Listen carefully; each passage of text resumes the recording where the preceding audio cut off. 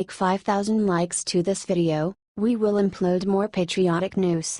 Thank you. Paul Ryan flipped what he just did to Trump's immigration bill has Trump boiling mad. Lord knows the Republicans have not made it easy for Donald Trump to keep his legislative campaign promises because the people in Congress can't get their foots out of their $8s. And in walks Paul Ryan. Ryan must have heard Trump's new immigration bill aimed at curbing low-skilled legal immigrants has some momentum. He just couldn't help but show his true colors to everyone. Paul Ryan just said he doesn't support Trump's immigration reform. Ryan told the Milwaukee Journal-Sentinel on Friday, "I just think arbitrary cuts to legal immigration don't take into effect the economy's needs as the boomers are retiring. With baby boomers leaving the workforce, we're still going to have labor shortages in certain areas, and that is where a well-reformed legal immigration system should be able to make up the difference." Now, let me clarify the bill they are talking about so you can decide for yourself. This week Trump introduced the RAISE Act with Sens. Tom Cotton, RR, and David Perdue, RGA. The new bill will change our immigration system from a lottery into a merit-based system. The new system means that people with skills our country is in need of will get first priority on immigration. It will also favor English speakers over non-English speakers. It will no longer favor extended family members over all else. So how could this hurt us? John McCain said we need unskilled immigrants to do the jobs Americans don't want to do. Isn't that slavery, McCain? If you think Trump's new immigration policy is smart, many other countries already use the same system. Help share this everywhere and comment dump Paul.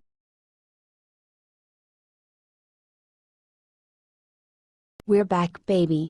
President Trump's latest announcement will have every American worker yelling hooray. President Trump promised during his campaign to bring manufacturing back to America, and he's just delivered another major win.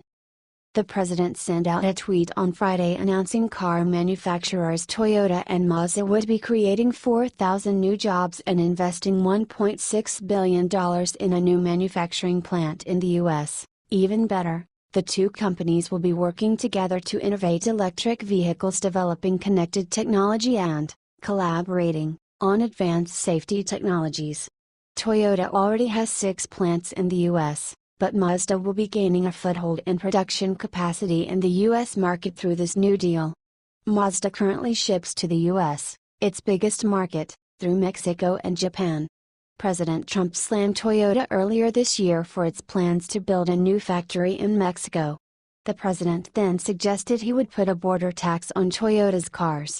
The plan will be completed by 2021, and the two companies have not yet announced where the new plant will be located. Wherever it is, it's great news for the U.S. and the American people. Share 4,000 times, one for each new job, to spread the good news, because we know the media is going to bury this pretty quick. H/T The Hill.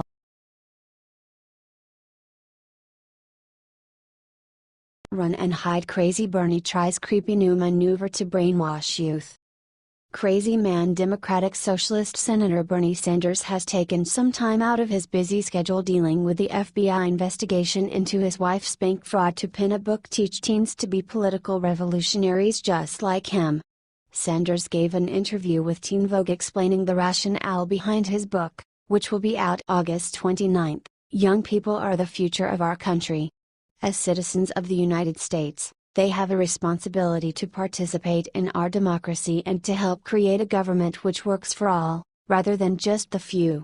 This book will expose them to an unusual political campaign, the excitement of politics, and what being a progressive is all about. Griot. More socialist nonsense for our youth, thanks Bernie.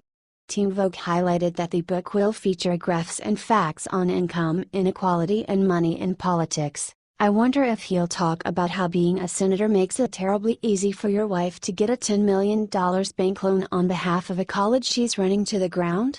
In part of the guides forward, Sanders writes, the current generation of young people is the smartest, most idealistic, and least prejudiced generation in the modern history of the United States. This is a generation that is prepared to think big and move this country in a very different direction than we have been traveling for years. Yes. I quite like the direction the USA has been traveling, thanks. Hopefully our nation's youth won't be suckered into the lies of democratic socialism. I think it's high time Sanders retires to one of his 3 homes. Share if you agree. H/T The Washington Examiner. The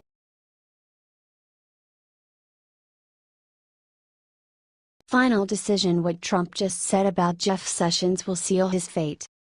The fate of Jeff Sessions as Attorney General has been very questionable ever since Trump leaked his disgust with Sessions' recusal from the Russia investigation. Even after he decided to keep him, he made it clear he was still very upset. Well, the president has finally given America an answer as to how he feels about Sessions following a week of leak crackdowns. Donald Trump says he is proud to have a tough Attorney General in charge of the DOJ. That's definitely very good news for Jeff Sessions, who somehow managed to survive the last round of firings and today found his way back into Trump's good graces. However, one positive tweet is far from a promise to keep AG Sessions around if Mueller becomes too much of a problem for the administration to function. That is a very real possibility both Sessions and Trump are aware of. Still, this whole thing with Jeff Sessions proves that President Trump is forgiving and believes in second chances. However, if you blow number 2, that's on you. Are you glad to see Trump being happy with Sessions again? Should he keep him as Attorney General?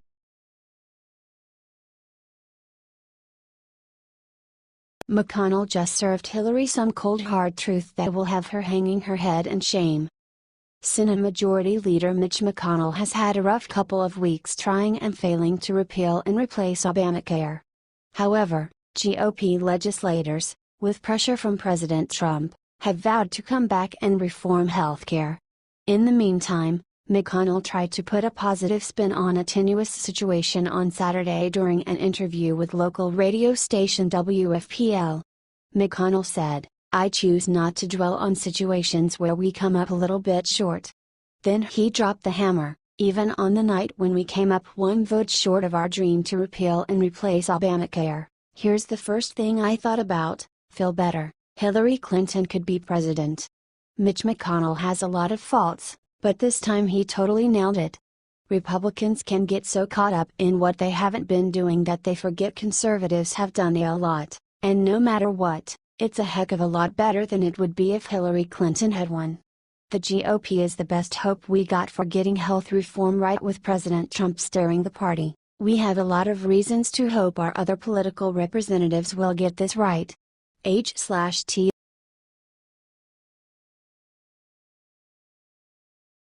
AWWW. President Trump just dropped by a wedding and asked one question that lit up the room. President Trump took some time out from his working vacation to make someone's wedding extra special. The president landed in Bedminster, New Jersey on Friday to spend some time at his golf club while the White House is being renovated. President Trump is a social guy and is known for dropping in on weddings at his resorts to wish the happy couples well, and this time was no exception. One of the wedding guests took a brief video of his visit. President Trump, who is sporting his signature hat and looks like he was just out golfing, exclaims everyone having a good time yet? And takes pictures with some of the guests.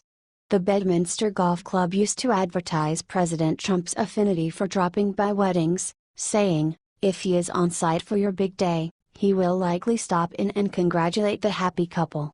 He may take some photos with you, but we ask you and your guests to be respectful of his time and privacy. Wouldn't it be great to just have the president show up at your wedding?" All the guests seem thrilled to see him. President Trump always does these small sweet things, but the media never reports it, so let's add some positivity to our news feeds by sharing to 3 Trump fans.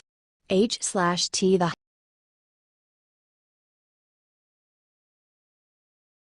Malia Obama just face planted in Chicago, what she does right after made jaws drop. Malia Obama was caught on camera dancing up a storm this Friday night.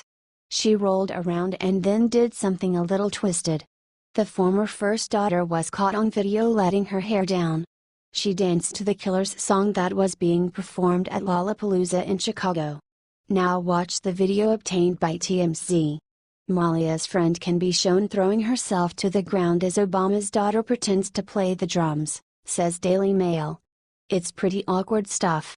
Footage then shows Malia taking turns to right and roll on the grass as she thrashes and looks like a dang fool. This isn't the first time that Malia has gotten in the headlines for her dancing.